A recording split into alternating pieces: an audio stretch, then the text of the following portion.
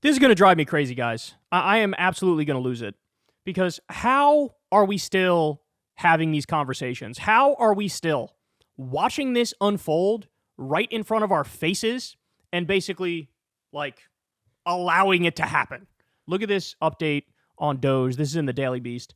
Musk's Doge goons accused of breaking into peace agency building. The U.S. Institute of Peace held the line against Doge despite reportedly receiving threats from the FBI and U.S. Attorney's Office. Okay, so right off the bat here, this story is wild. It is wild. Because as you all know, virtually every court that has looked at any case involving Doge has sided against Doge. They're not a real government agency. They're not statutorily approved by Congress. It's completely and utterly made up. The richest man in the world is at the top of it, and he's illegally hacking into our government agencies and deleting whatever programs he wants, freezing whatever funding he wants, and literally everything they've done since day one is illegal. And I don't need you to take my word for it. You can go look at the case history. By the way, there's over 70 lawsuits against Trump and Elon now. A lot of them have to do with Doge, but not all of them. And judge after judge, right-wing, left-wing, centrist, doesn't matter. Everyone is like, you got to unfreeze these funds. You got to disperse these payments. You got to not dismantle this agency. Because this is just an assault on the U.S. Constitution, guys. The way it works is we have the power of the purse. So the House and the Senate pass a bill. The president signs it. The funds are dispersed to the Treasury, and the Treasury sends the payments out for whatever it was allocated for. There is no, there's no bureaucrat on the back end. Never mind total non-bureaucrat, richest man in the world, asshole guy who can go, disagree, delete, shift this money over here, shift that money over there. And they've been doing it everywhere. All right, so let me walk you through this here. This is a wild story, too, because this particular agency is actually not even a government agency. It's a nonprofit. Here we go. A tiny U.S. agency tasked with diffusing violent conflicts abroad found itself on the losing end of a days-long standoff with Elon Musk's shadowy, cost-cutting task force Doge, with Capitol Police kicking its employees out of their headquarters. By the way, again, I hope there are lawyers out there that are following all of this and detailing it all, getting all the details, all the specifics, investigating, writing everything down, because these police are also breaking the law. U.S. Marshals who side with Doge are breaking the law. It might feel, oh, really? Is that? No, yes, that's how it is. That's how it works. That's what's going on here. Right? And this is, it's such a fucking obvious, flagrant robber baron coup. I've never seen anything like it. But by the way, I also love the idea. The whole point of this agency is to diffuse violent conflicts around the world. And the idea is, hey, if we do that, then we don't have to send our military there. Doge looks at this, we should get rid of that. Because obviously we do want to send our military fucking everywhere, as Trump is threatening to do, with Panama, with Greenland, with Denmark, with Mexico, with Iran, with Yemen, with Somalia, Canada. Despite reportedly receiving threats from the FBI and the U.S. Attorney's Office, employees at the U.S. Institute of Peace refused to let Musk's Doge goons enter their offices. God bless these people, which aren't even housed in a federal building, according to the agency's ousted president, until police escorted them out Monday, the New York Times reported. This is a fucking giant scandal, bro. This is a giant scandal. The Institute is an independent agency created by Congress in 1984 to broker peace deals in unstable regions with the goal of keeping the U.S. from being drawn into foreign wars, according to its website. On Friday, the White House sent emails to 12 members of the Institute's 15-member board, telling them that they had been fired based on President Donald Trump's February executive order instructing a handful of agencies, including the USIP, to reduce their activity and personnel to the minimum required by law. So again, I want to reiterate, it doesn't matter what Trump says. It doesn't matter what Elon says. This is all illegal. Congress dispersed the funds. The laws are written. It is what it is, dog. It is what it is. Even the bullshit dodge of we're just looking to cut waste, fraud, and abuse. We already have the inspectors general that do that. We already have the Government Accountability Office that does that. You have no statutory authority to do this whatsoever in any way, shape, or form. None. Zero. So I also should point out that any media outlet that's not telling you these things I'm telling you is doing journalistic malpractice. If they're not saying the same things I'm saying in the same clear terms, that, hey man, this is illegal, this is unconstitutional, every court that's looked at it has said such things, etc. Instead, what you get is they talk about it's a both sides thing, right? They're dismantling the Department of Education, they're trying to get rid of it, they're doing a 50% cut at first, but over time they're trying to eliminate it. And they talk about it as if this is a thing. This is within the realm of what's acceptable. It's none of this is acceptable. The remaining 3 board members, Secretary of State Marco Rubio, Defense Secretary Pete Hegseth, and National Defense University President Peter A. Garvin, then voted to replace the Institute's acting president, George Moose, with Kenneth Jackson, a State Department employee who has been helping Doge dismantle international agencies, the Times reported. But the United States Institute of Peace Act, which created the agency, explicitly says the board must have 12 other members appointed with the advice and consent of the Senate. You don't say.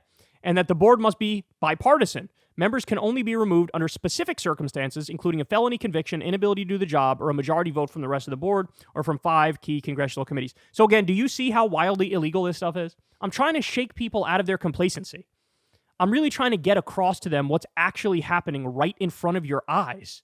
As a result, the fired board members refused to recognize the terminations. Based, Musk's Doge lackeys showed up on Friday afternoon to begin gutting the agency. But the Institute turned them away, according to the Times. The Daily Beast has reached out to the White House for comment. A few hours later, Doge returned with a document signed by Rubio, Hegseth, and Garvin saying Moose had been removed. But a lawyer for the Institute told them USIP was an independent agency and the president couldn't just fire the board members at will, the Times reported. Over the weekend, the FBI threatened the Institute over the lack of access to the building, its lawyers told the paper. This is what happens when they implement Project 2025. And what Trump does is he packs every government agency with sycophantic loyalists who sniff his farts and tell him they smell like roses. Kash Patel's FBI is like, I'm ordering the FBI to go do an illegal thing also and go after these people who are standing up for their legal right of not allowing the Doge people in there.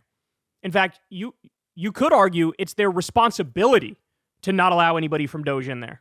A division chief at the U.S. Attorney's Office in Washington, D.C. also called the agency's lawyers and demanded access to the Institute's books and records. When they refused, they were threatened with a criminal So the people who are trying to prevent ELON and Doge from committing a crime, they would potentially be charged with a crime. We don't have rule of law in this country anymore. This is what I need you to understand. It is gone. It is gone. And I am so fucking sick of anybody, any of these people at the FBI or the U.S. attorneys or anyone. Oh, bro, I'm just following orders.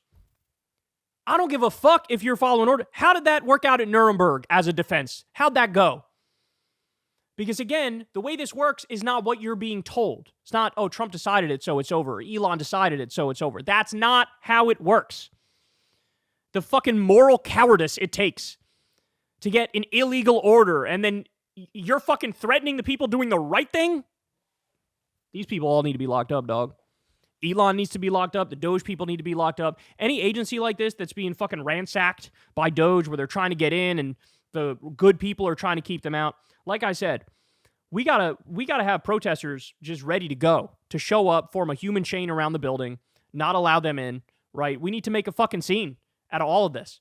It needs to be like, shit, we hire our own fucking security. You know, and we say, actually, you're going to uphold the law, not these people. Because they're shredding the Constitution right in front of our fucking face.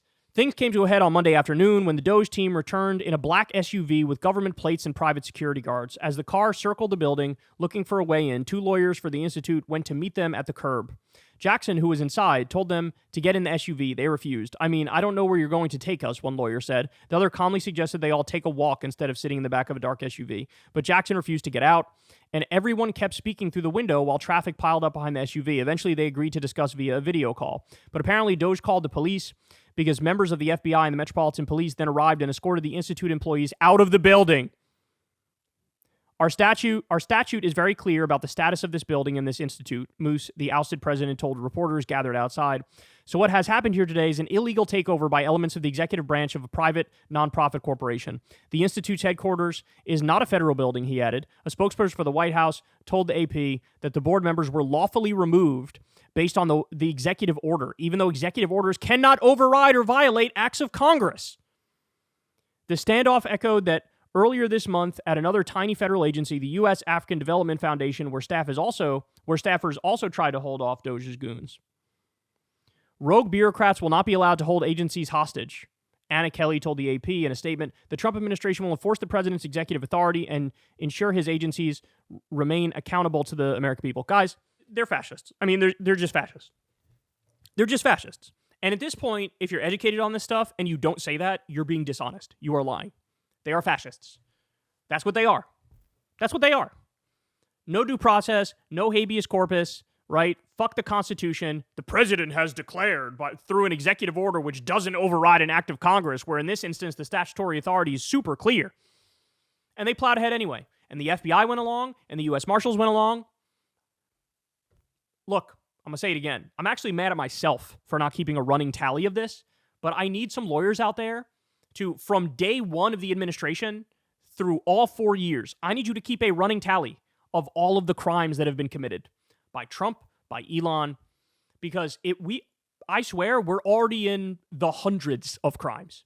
And some of them are like slam dunk cases, like Elon and Trump backdating some paperwork where Biden sent $423,000 to Tesla. They backdated it and made it look like $400 million, committing fraud to steal money for Elon and Tesla. Now, that's just one example. This story's another example. Here's the point, guys. If we don't demand, assuming we have elections and assuming a Democrat gets in there, we need to make a litmus test that if you want to be the Democratic nominee and you want to be the Democratic president, you have to commit, I'm charging all the criminals. We're not going to do some Obama shit where he was like, we look forwards, we don't look backwards, forget the subprime mortgage crisis and the Great Recession and the fraud on Wall Street and all that bullshit.